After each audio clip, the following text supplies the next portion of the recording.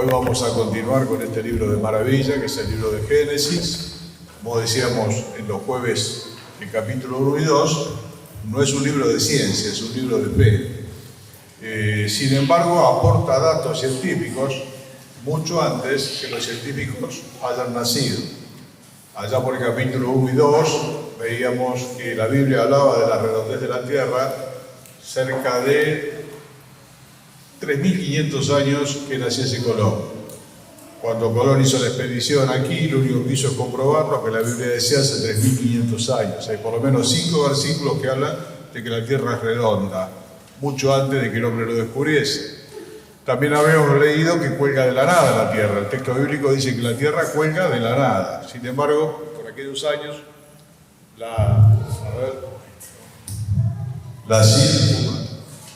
la ciencia del momento decía que la Tierra era plana y descansaba sobre 2 elefantes. Por lo tanto, todas las cosas que dice la ciencia siempre las vamos a tomar con pinzas.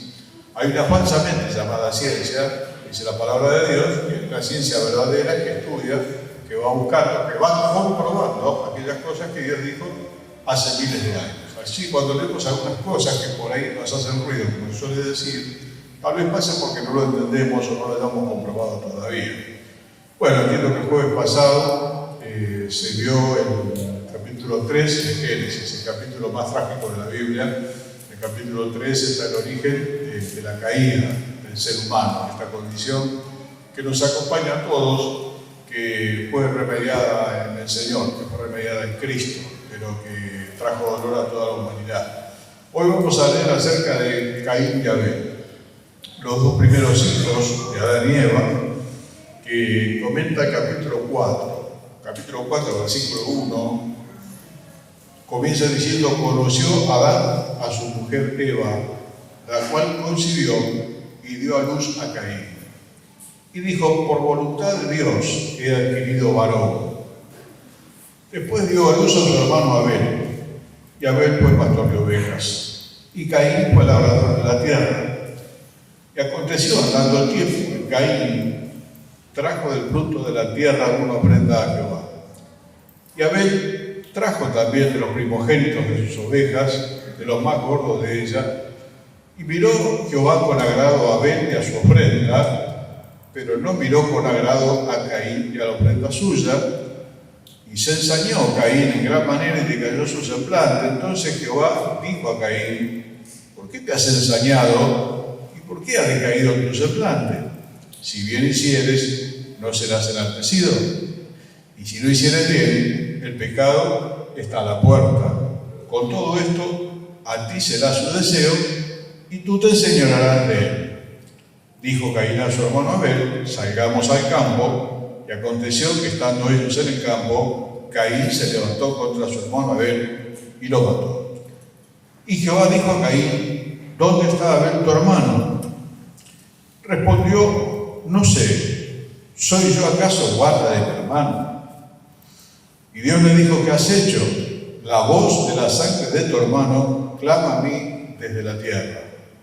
Ahora pues, maldito seas tú de la tierra, que abrió su boca para recibir de tu mano la sangre de tu hermano. Cuando le abre la tierra, no te volverá a dar su fuerza, errante y extranjero serás en la tierra. Y dijo Caín a Jehová: grande es mi castigo para ser soportado. He aquí me echas hoy de la tierra y de tu presencia me esconderé, y seré errante y extranjero en la tierra, y sucederá que cualquiera que me hallare me matará. Le respondió Jehová: ciertamente cualquiera que matare a Caín 7 veces será castigado. Entonces Jehová puso señal en Caín para que no nos matase cualquiera que le hallare. Salió pues Caín de delante de Jehová y habitó en tierra de Nod, al oriente de Edén. Y conoció Caín a su mujer, la cual concibió y dio a luz a Enoc. Y edificó una ciudad y llamó el nombre de la ciudad el nombre de su hijo, Enoc. Bueno, después sigue una cantidad de descendientes y nombres que no lo vamos a considerar hoy. Vamos a hacer como en las películas modernas, ¿no? ¿Cómo empieza la película moderna? Ni bien empieza, le pegan un tiro al protagonista. Sé qué poco que trabajó este hombre. Y después dice, un mes antes, que ahí empieza toda la historia. Entonces, lo que vamos a hacer es empezar de atrás para adelante. Conoció Caín a su mujer, la cual concibió, dio a luz a Enoc, edificó la ciudad, le puso el mismo nombre. La gran pregunta de mucha gente, ¿con quién se casó Caín? Si estaba Adán y estaba Eva, estaba Caín y estaba Abel. Si Caín mató a Abel, ¿con quién se casó Caín? Bueno, hermano, cuando leemos estos escritos, hasta el capítulo del diluvio, que lo vamos a ver más adelante, tengamos presente que la gente vivía un promedio de 900 años, centenares de años. Adán vivió 930 años. Y el más viejo fue Matusalén, que vivió 969 años. Entonces, para el tiempo que ocurrió este fratricidio, habían pasado cientos de años. Y el capítulo que sigue, que es el 5, donde se explica mejor la descendencia de Adán, dice que Adán tuvo muchos hijos y muchas hijas. Sin duda, los cientos de años, la fertilidad de ese momento, hizo que muchas personas, ya viesen para el tiempo que Caín tuvo tener que dejar la tierra que Dios le había dado. ¿Y con quién se casó Caín? Seguramente con alguien de su parentesco. El casamiento entre parientes, Dios lo prohibió muchos años después, cuando dio la ley a Moisés. Por varios motivos, hasta el día de hoy está considerado como pecado el casarse con parientes, un hermano. Bueno, hoy sabemos que también están los problemas de consanguinidad, ¿no?, que pueden traer problemas en las criaturas y demás. En ese momento había que multiplicar, llenar la tierra. Este problema no estaba. Y sin duda se pudo haber casado con una sobrina nieta, una sobrina bisnieta, porque ya había un montón de gente para el tiempo que Caín salió errante por la tierra. Así que después se legisló el tema de casarse, la endogamia, ¿no?, entre el grupo familiar. A veces aún entre primos hermanos nacen criaturas con algunos problemas. Bueno, la primera pregunta es esa: ¿con quién se casó Caín? Seguramente con alguien de la parentela. Vuelvo a decir, cientos de años las personas, muchos hijos, muchas hijas, casi no sabemos en qué siglo pasó, pero ya habría mucha gente por aquel lugar. La otra pregunta es, ¿cuál es la señal que Dios le puso a Caín para que no lo mate? La verdad es que no se sabe. Se habla mucho de esto, se conjetura mucho. Muchos teólogos dicen una cosa, otros dicen otra. Lo cierto es que le puso una señal visible. Algunos hablan de un signo, otros hablan como de una cicatriz, algo que hiciese que la gente no matase a Caín. Eran tiempos muy violentos. Todos los tiempos anteceden al diluvio. Y eran tiempos muy violentos, donde la vida como hoy valía poco. Dios le puso esta señal para protegerlo, que nadie lo mate, que era el temor que él tenía. Así que empezando de atrás para adelante, Caín se casó con alguien de la parentela. Esta señal no está clara, como lo que el Señor escribía en tierra. En uno de los evangelios se cuenta que una mujer fue acusada delante del Señor. Después que él dio la respuesta, dice, con su dedo escribía en tierra. ¿Qué escribía el Señor en tierra? No se sabe. En Apocalipsis se presenta una piedrita blanca para el vencedor, con un nombre. ¿Qué dice la piedrita? Tampoco se sabe.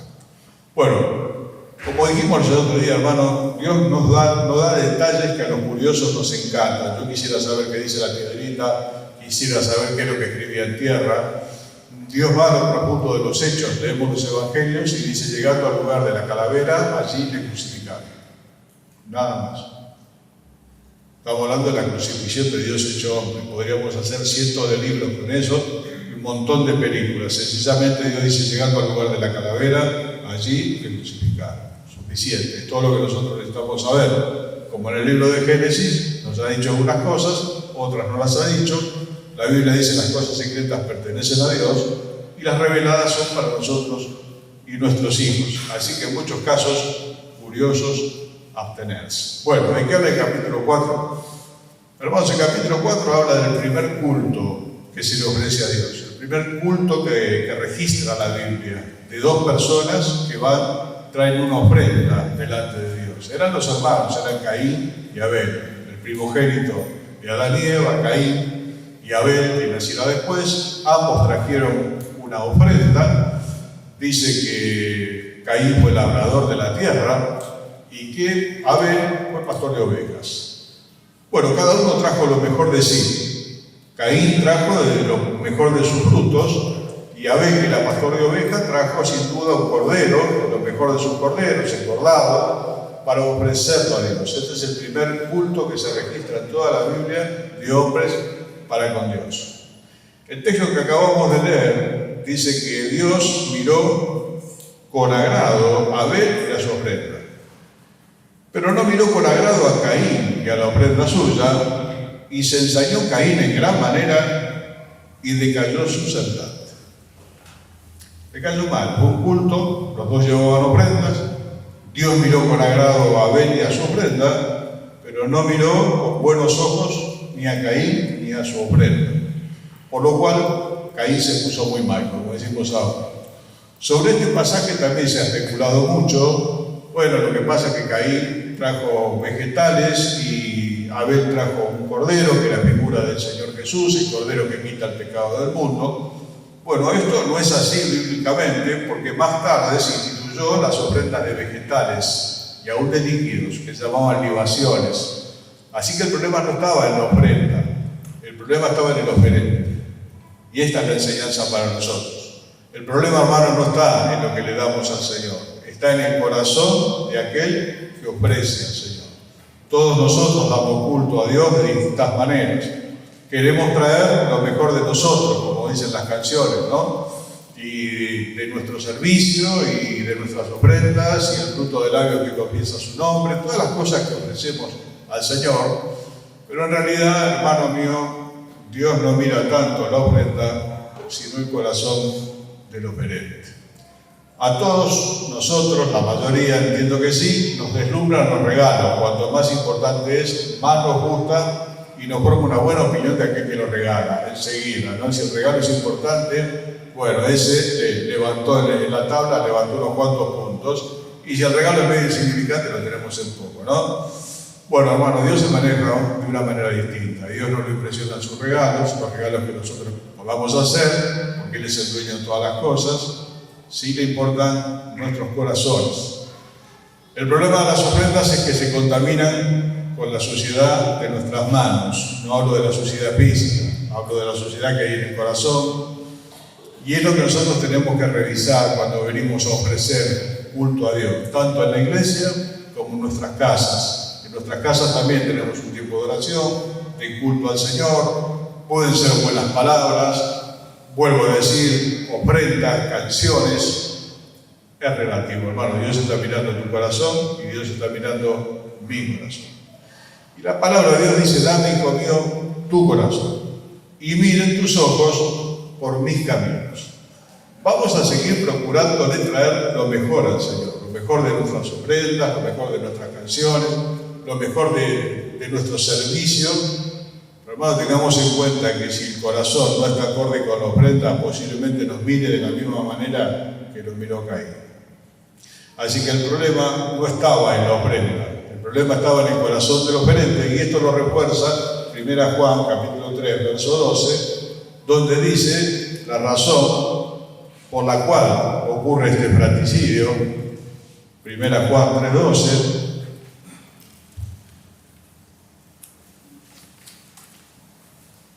Tema de los señaladores. A ver, los pongo como los olvido.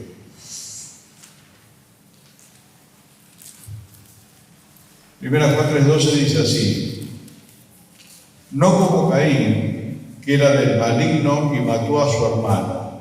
¿Y por qué causa le mató? Porque sus obras eran malas y las de su hermano justas. Esta es la razón por la que Caín mata a Abel. Por envidia, por una vida distinta. Entonces, por mejor que sea la ofrenda, no tiene sentido. Dios está mirando el corazón del oferente. ¿Qué es lo segundo que está pasando acá? Que él se pone muy mal. Y Dios le dice: ¿por qué te pones mal? Si haces lo bueno, vas a ser enaltecido. Si haces lo malo, ya veía venir el Señor lo que podía pasar. Depende de vos. El pecado está a la puerta. Tenés que decidir. La segunda enseñanza, hermano, que el pecado siempre es voluntario. Siempre es voluntario. La impureza es una elección, no es una enfermedad. Hoy al pecado se lo quiere tratar como una enfermedad. A veces necesita terapia, a veces necesita medicamentos, a veces hace falta los medicamentos porque es una enfermedad. Pero el pecado es pecado y siempre depende de la voluntad de aquel que lo lleva adelante. No es algo que se apodera de nosotros. A veces le echamos la culpa al diablo, a veces le echamos la culpa a la situación, a veces le echamos la culpa a las personas que están a nuestro lado. La realidad es que nosotros somos responsables.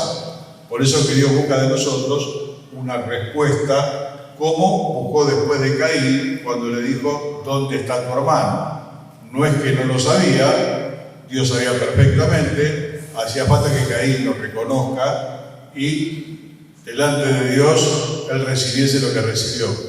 Pero bueno, el pecado siempre es parte de nuestra voluntad. Hay un montón de justificativos, pero nosotros decidimos hacer.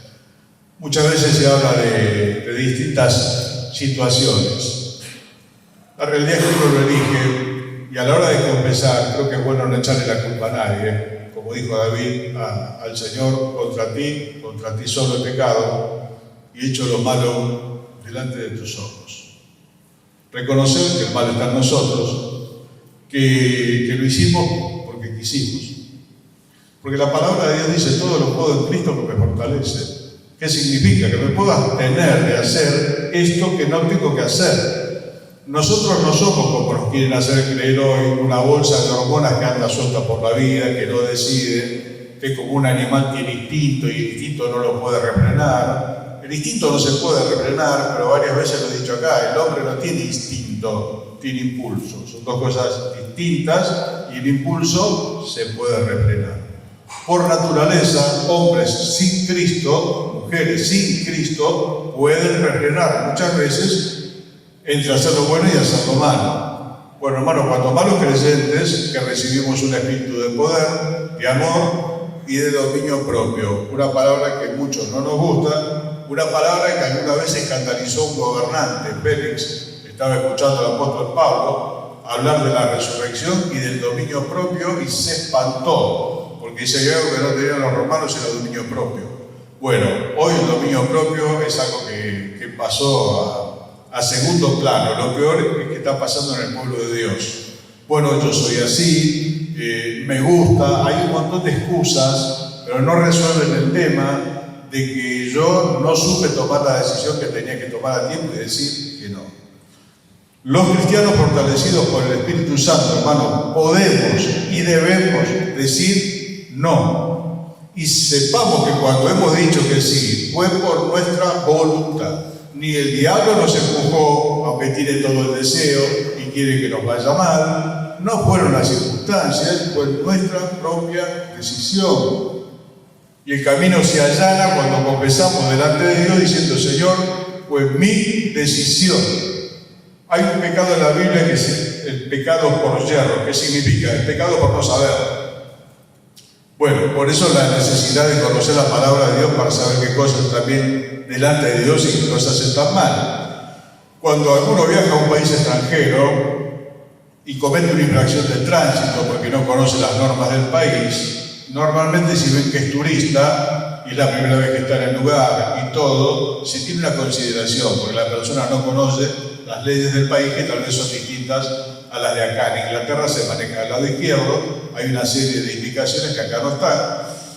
Con la primera se tiene paciencia, si es la segunda ya va la multa, porque se entiende que la persona lo tendría que saber. En las cosas bíblicas, la ignorancia tampoco nos justifica, porque desde un principio la palabra de Dios nos llama a conocerla, a conocer a Dios. ¿Cómo? A través de la palabra de Dios. ¿Qué es lo que le gusta? ¿Qué es lo que no le gusta? Pero bueno, a veces, ante la ignorancia, se pueden cometer pecados por ignorancia. Yo he escuchado las cosas más diversas. Hermano, si es por ignorancia, Dios lo sabe y tiene un atenuante. Dice: bueno, no sabía que no se podía estacionar acá. Bueno, ahora lo sabe, no estacioné más porque la próxima vez va a la multa. Bueno, yo no sabía que esto estaba mal, pero en la medida que yo me ilustré por la palabra de Dios, hoy sé lo que está bien y que está mal. Por eso que los que ya tenemos muchos años, prácticamente no tenemos excusa. Prácticamente no tenemos excusa. Excusa puede tener alguien joven en las cosas del Señor, que diga, bueno, yo no sabía que esto estaba mal delante de Dios. Bien, pero tenés que saberlo. Tenés que saberlo para no cometerlo, tenés que saberlo para no dañarte, hermano. Cuando nosotros pecamos, en realidad pecamos contra Dios, pero pecamos contra nosotros mismos. A nosotros mismos nos lastimamos. Dice la palabra de Dios: el que comete adulterio es falto de entendimiento, corrompe su alma el que tal hace.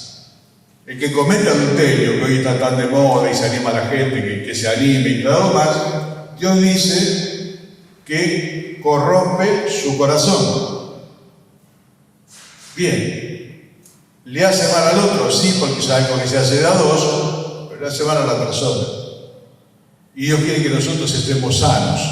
Por eso muchas veces nos dicen que esto no, por más que nos guste, porque el pecado es lindo, si no, no habría tanta gente detrás de esto, pero Dios dice que para nosotros no. ¿Por qué? Porque nos hace mal.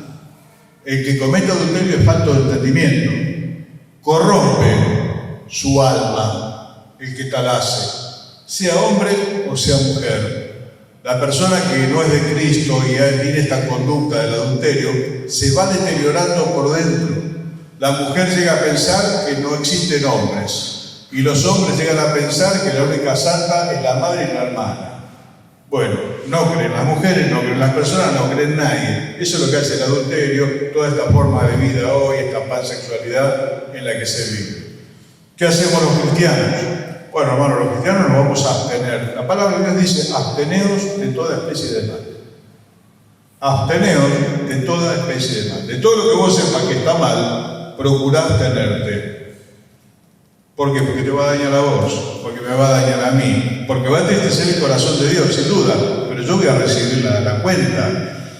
Por lo general, dice Romanos 6:23, la paga del pecado es la muerte. Siempre que se peca hay consecuencias, siempre que se peca hay consecuencias. No hay pecado sin consecuencias. Y esto el diablo lo sabe, por eso le dijo a Eva, no pasa nada. Es mentira. Siempre pasa algo, siempre hay alguna consecuencia de decisiones que nosotros tomamos equivocadas. A lo mejor por yerro de Dios hay una paciencia especial, para con otros ya no hay tanta paciencia especial, porque debiéramos ser ya maestros, como dice Hebreos, y todavía estamos haciendo niñerías, nos dañan a nosotros y dañan a los demás. En síntesis, hermano, el pecado siempre es voluntario. Cuando hayas pecado, abogado tenemos para con Dios, que es el Señor Jesús. Pero seamos sinceros, no le echemos la culpa a nadie. Y Señor, lo hice porque quise. Alguna vez te comenté que las excusas, yo te puedo decir, mira, realmente no puedo con esto. Yo con esto no puedo, siendo cristiano, no puedo con esto. En realidad es que no quiero, no es que no puedo, no quiero. Pero decir no puedo queda mejor. Si yo te digo que no puedo, voy a despertar tu compasión, que si bueno, el hermano no puede, vamos a orar por él porque no puede. Si yo te digo no quiero, pues si no, ponete las pilas, porque te perjudicas a vos y nos perjudicas a todos. Es verdad que en un momento, si seguimos pecando, la voluntad se enferma y después cuesta mucho recuperarla. Pero hermano, en el Señor es posible. Por eso que a veces nos tenemos que preguntar si realmente no pudimos o si es que realmente no quisimos. La mayoría de las veces, lo digo de mi experiencia personal, he tenido que confesar delante de Dios, no quise. No quise callarme la boca, le quise decir todo lo que le quería decir, de lo cual después me arrepiento, pero como el agua no se puede volver a juntar, lo hice a sabiendas. Y bueno, hermano, ahí confiar en que la misericordia de Dios nos cubra. La Escritura dice: el que encubre sus pecados no prosperará. El que los confiese y se aparta alcanzará misericordia. Vamos a ofrecer un culto a Dios. Vamos a tratar de traerle lo mejor. Hay un dicho muy viejo en las iglesias que dice: lo mejor para el Señor. Lo habrán escuchado, ¿no? Lo mejor para el Señor. Pensemos que por arriba del regalo, de alguna manera, Dios está mirando a nuestro corazón. pidamos un examen. Siempre venimos a la cena o a la reunión o lo que sea, o en el culto en casa. Examíname, oh Dios. Examíname, oh Dios. Conoce mi corazón. Ve si hay en el camino de perversidad y guíame en el camino eterno. ¿Qué es esto otro? El pecado siempre es voluntario. La impureza es una elección. Obviamente, una vez que uno se adentra cada vez más en determinados vicios, después es muy difícil salir. Eso es cierto. Pero también es cierto que todo lo puedo en Cristo que me fortalece. Tal vez tenga que clamar al Señor, tal vez tenga que clamar con lágrimas, llorar delante de Él por mi pecado. Muchas veces he dicho, a todos no nos duele en el mismo lugar, algunos luchan con una cosa, otros luchan con otra. No todos luchamos con lo mismo, pero acerca de aquello con lo que luchamos y vuelta a vuelta lo hacemos porque queremos, tal vez lo tendríamos que tomar en serio y lamentarnos. El libro de Lamentaciones dice, ¿por qué se lamenta el hombre viviente? Laméntese el hombre en su pecado. Y a veces no nos preocupa tanto.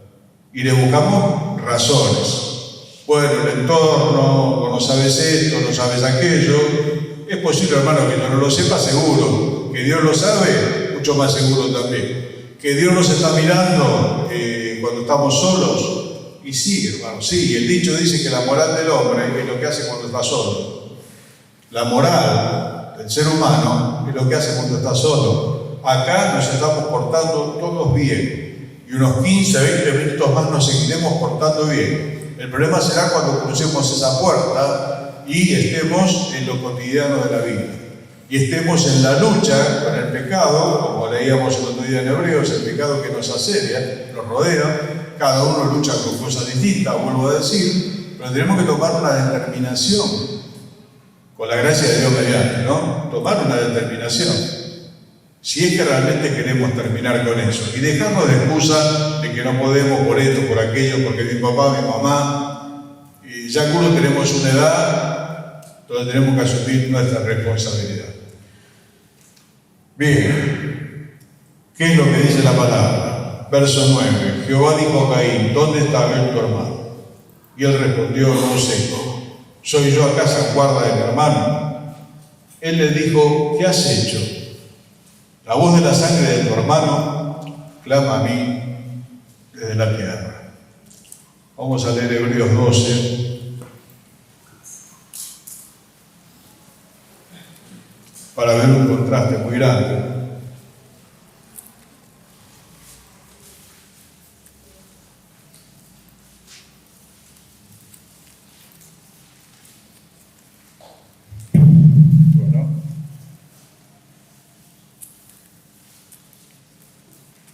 Se pegan las hojas el panchito, no significa que no la habremos seguido. Entonces el 24 de Hebreos dice que no nos hemos acercado sino a Jesús, el mediador del nuevo pacto, y a la sangre rociada que habla mejor que la de Abel. No nos hemos acercado sino al Señor Jesús, el mediador del nuevo pacto, y a la sangre rociada, que habla mucho mejor que la de Abel. ¿Qué significa esto? La voz de tu hermano clama a mí desde la tierra, dijo Dios. Yo ya lo escuché. La voz de tu hermano clama a mí desde la tierra. ¿Qué es lo que hiciste? Bueno, hermano, el contraste es que la sangre de Abel clama por justicia. Como muchos crímenes claman por justicia. A mí me destroza el corazón ver el noticiero, prácticamente no lo miro, pero aparece una persona que le mataron un familiar. Yo quiero justicia, yo quiero que se haga justicia, yo quiero que no lo hubiesen matado. Nos pedían oración el martes por un chiquito de 8 años. ¿Qué es lo que pasó? Su padre murió a su tiempo por una enfermedad, pero su padre, un hombre joven, el chico de 8 años, lo mataron creo que por la bicicleta. Y este chico de 8 años queda solo. Seguramente la asistencia social se tendrá que hacer cargo si es que no hay familia. ¿Y qué es lo que la gente quiere? La gente quiere justicia. Hace poco murió el responsable de la tragedia de Flores. ¿Qué fue esto? Un loco que prendió fuego una casa con fósforo líquido y mató a todos excepto a uno, que no pudo descansar tranquilo jamás, porque no solo que le mataron toda la familia, él escapó por el fondo, sino que durante todos estos años esta persona desde el otro lado lo seguía amenazando. Esta persona murió en la cárcel, pasó esta semana. ¿Qué es lo que quiere la gente cuando hay algo así? Justicia. Se ven los carteles, justicia para él, justicia para fulano. ¿Qué clama la voz de Abel? Clama por justicia. Y la sangre de Abel, justicia. Y la del Señor ofrece perdón. La sangre de Abel reclama justicia. La sangre del Señor ofrece perdón. Qué contraste tan grande entre uno y otro, ¿no? Más inocente que Abel, el Señor, quien nunca hizo pecado, ni se encontró engaño en su boca. Un hecho más injusto que la muerte de Cristo no existe en la historia de la humanidad. Todos los hechos trágicos son luctuosos y son dolorosos. Algunos mueren por su pecado, como diciendo murió en la suya, ¿no? Otros son inocentes en medio de una balacera en Belgrano hace unos años. También un muchacho joven recibió un balazo que resultó fatal. Y uno dice, ¿qué situación injusta? No hay una situación más injusta que la del Hijo de Dios sobre el madero. No existe. Esa es la gran injusticia. Sin embargo, la sangre de Cristo ofrece perdón y vida eterna a aquel que arrepentido delante de su cruz se lo pide. Qué grande es el Señor nuestro, ¿no? Grande es el Señor nuestro y de mucho poder, dice el Salmo 147. Este es el gran contraste entre Abel, que fue víctima de un fratricidio.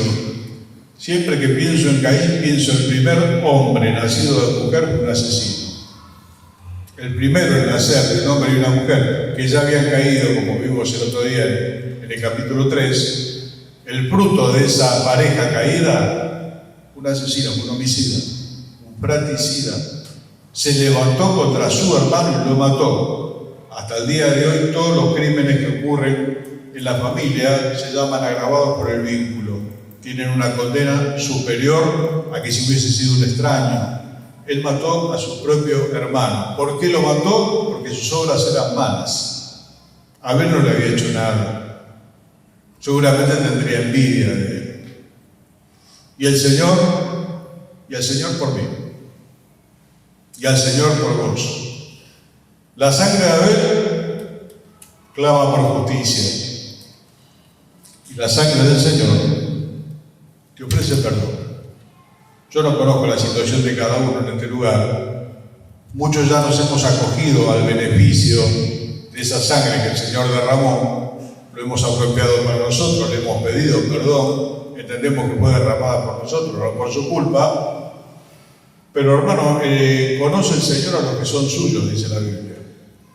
Solamente conoce el Señor a los que son suyos.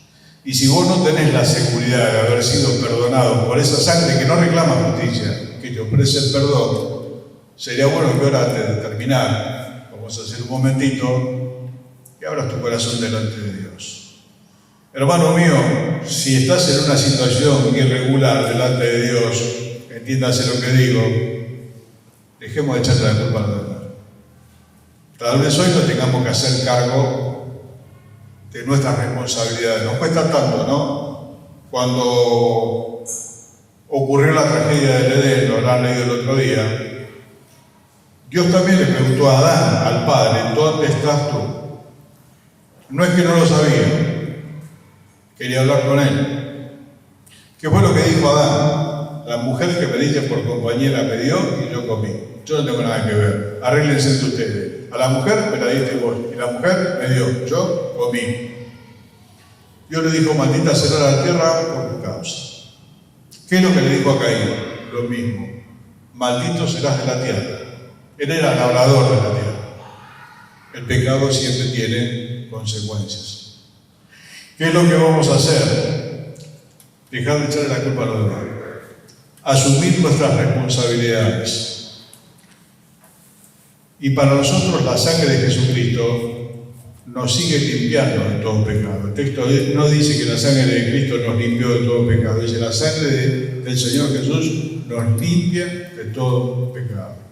Si alguien nunca hizo esta primera oración, hágala ahora.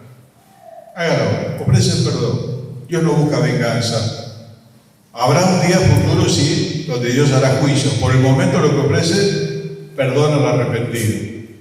¿Qué nos ofrece a los que somos sus hijos? Una nueva oportunidad, pero tenemos que reconocer nuestra responsabilidad. Señor te bendiga, nos bendiga. Yo lucho con mis debilidades, al igual que ustedes luchan con las suyas, y muchas veces he querido. Esa es la verdad. Siendo honesto, quise hacer lo que hice. Elegí no callarme la boca, o elegí alguna otra cosa que sé que a Dios le disgusta, más con los años, ¿no? Bueno, sin embargo, reconocer que lo hice igual. Hay una tendencia en nosotros, es natural, pero no nos exime de la responsabilidad. Muy bien, nos vemos el próximo jueves, si Dios así lo permite.